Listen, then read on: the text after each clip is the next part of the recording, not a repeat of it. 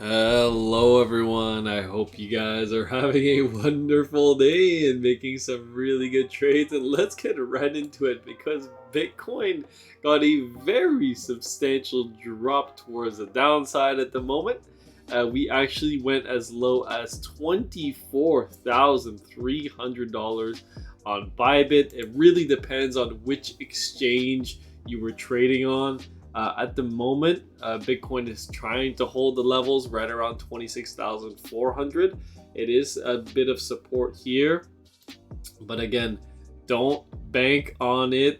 I did say a couple times in the past that I did think that we would have a good shot of moving towards the upside, but these levels needed to hold. And yesterday we got a big drop. Well, I mean, wouldn't say pretty big drop, but we got a decent sized drop. And I did say that the S&P was in a bit of a pickle here, and it was starting to, a bullish burp came out.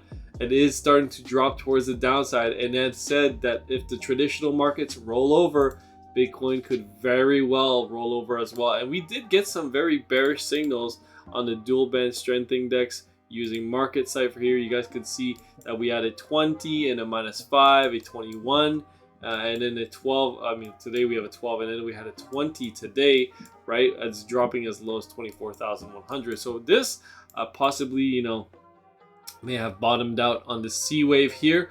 We may consolidate and chop around if we were to move back up towards the upside. But again, we definitely liquidated some longs here. The shorts are in profit. Let's see if the shorts take profit or if they're just going to hold out. Again, if the markets keep rolling over, then you can expect Bitcoin to potentially see even more downside or continued downside price action.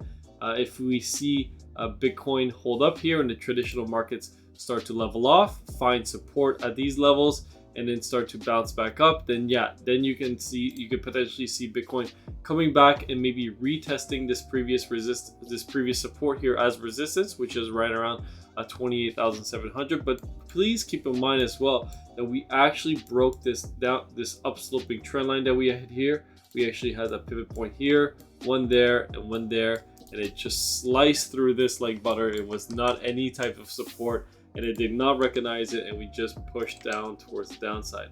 Now let's take a look at wave edge, because wave edge was actually signaling a lot of bullish signals here. We had two green crosses, and then we got a slight pump towards the upside, but we did see some selling on that 4-hour time frame here, right? We got some selling happening at the highs once again, and again after that we saw a Bitcoin come back down. We saw many liquidation signals trying to stop out the longs and the shorts, trying to mislead everyone in which direction it was going to go. And then we got a waterfall drop towards the downside.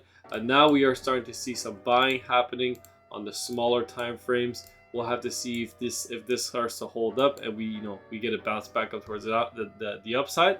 But just know that at the moment, we are oversold, right? Everybody likes to focus on the news, especially when things are dropping and things are going bad. And again, I don't really look at the news. I see that the news at the moment is that Elon Musk sold 373 million. I don't even know if that's correct. I'd have to do my own research and do some analysis to see if that's correct. But again, even if that's the news, why would you sell on that news? You would be wanting to buy, right? Because if Bitcoin goes lower, then that's an opportunity to buy lower, and everyone's probably missed the boat that didn't get this rally here. It's probably really sad, and they wanted to get in, but they weren't able to. And now we're getting this big drop on the weekly time frame.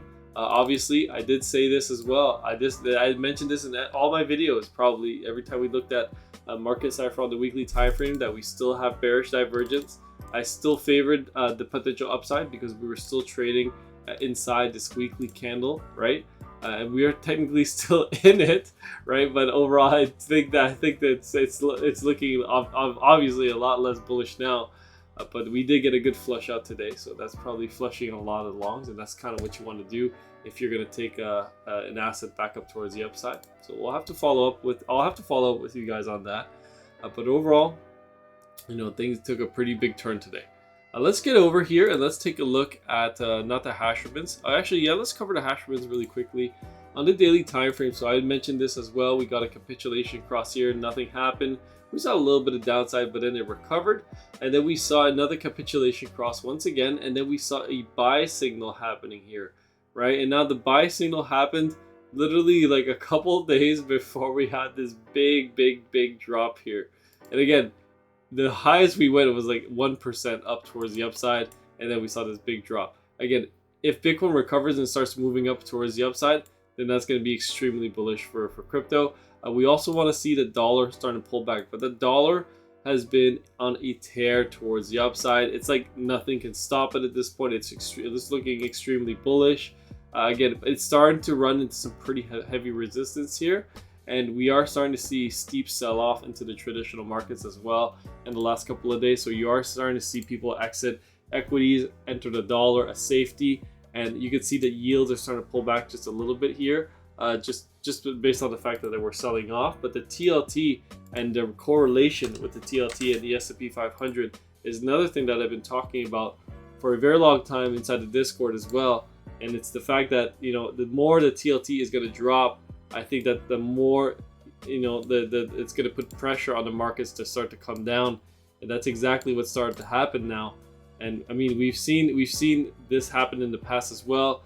It can diverge for a little bit, although this one was for a long time because there was a liquidity injection when the banks were failing. So that's probably why we diverged for so long. You saw that TLT was moving down, and then we saw the S&P 500 go up, and just completely detach itself from reality of what was happening.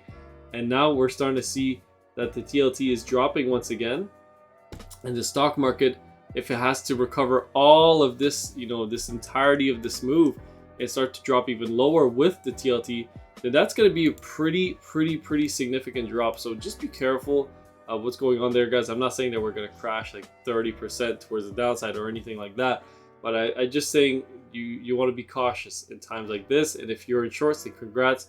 I know I have positioned myself, and probably all the members that are following my stock trades, we have positioned ourselves in some short positions, and we've been holding them for a while, and they're going to start to pay out pretty significantly here.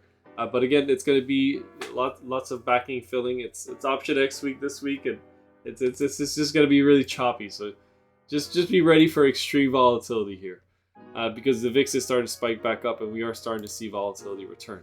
And taking a look at the daily time frame, I think if this is a wave 4, then there's still the potential that we may see one last pump up towards the upside. But at the moment, there's no signal of any sorts of bottom on the S&P or the Nasdaq. The Russell 2000, however, is starting to run into this upsloping trend line, and you are tagging the 200-day moving average as well. So I may chance a small long position here.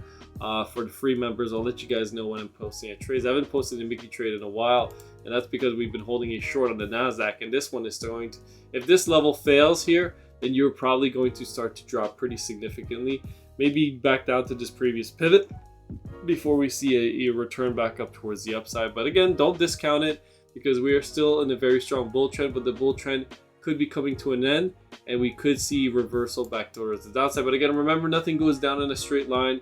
If we are going to go down, then you are going to get, you know, you're going to start to bottom out in an A wave like so, and then you're going to see a B wave correction back up towards the upside, and then that's when you want to really get into that secondary trade, when depending on where you start to top back out, because you are going to get a bounce. And it is probably going to be short-lived, or it's going to last a couple of weeks, and if people are going to be really hopeful that we could potentially go back to all-time highs. But if the Fed stays hawkish and they keep those rates high and they're staying on course, then the market is going to not like that at all, and then it's going to start to move towards the downside pretty quickly. Okay, so I think that covers it for tonight. I think I could talk about natural gas quickly. So again, nat gas has just been choppy as well. It's trying to break above this $3 level here. What it looks like now is like an ascending triangle, which is a very bullish pattern, but it doesn't mean that we can't come and retest these lows once again.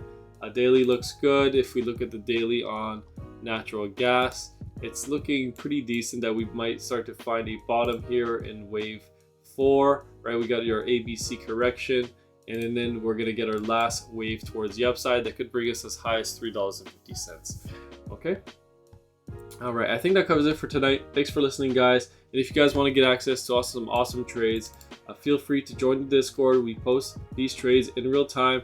Actually, Hayden was actually going crazy today, posting short positions that for some reason nobody was really taking, but they like to take the ones that I post sometimes, like the crazy ones that we made like 270% the other day. He shorted 8 the other day in mana, so those were some pretty good trades. I don't know if he's still holding any of these, but he'll give you guys an update tomorrow when he wakes up. All right, so again, feel free to join. Links in the description. And again, if you guys want to make some great gains, the links in the description as well. Peace.